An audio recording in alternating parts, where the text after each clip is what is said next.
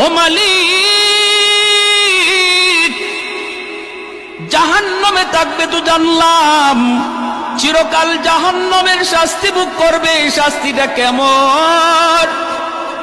আল্লাহ বলে ভয়ঙ্কর শাস্তি, ভয়ঙ্কর। সাধারণ জাহান্নামীরা এত শাস্তি পাবে না যতটা শাস্তি পাবে একজন খুনি। জাহান্নামের ভিতরে সে এতটাই কষ্টে থাকবে। জাহান্নামের আযাবেরও ধরন আছে রে ভাই, সবার আযাবের ধরন কিন্তু একরকম নয়।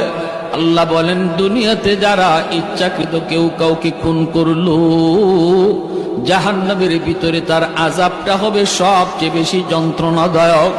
জাহান্নামের ভিতরে তার আযাবটা হবে বড় কঠিন। এজন্য ভাই একটু খেয়াল করে শুনো রে আল্লাহর গোলাম।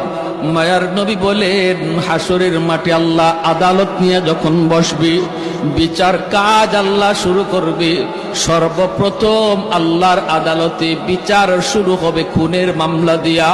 খুনের মামলা দিয়া আল্লাহর আদালতে বিচার শুরু হবে।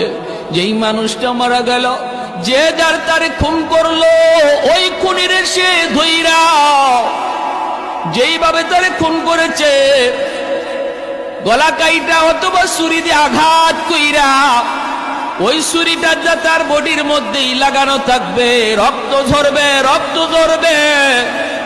আর খুনিটার কলার ধইরা আল্লাহর আদালতে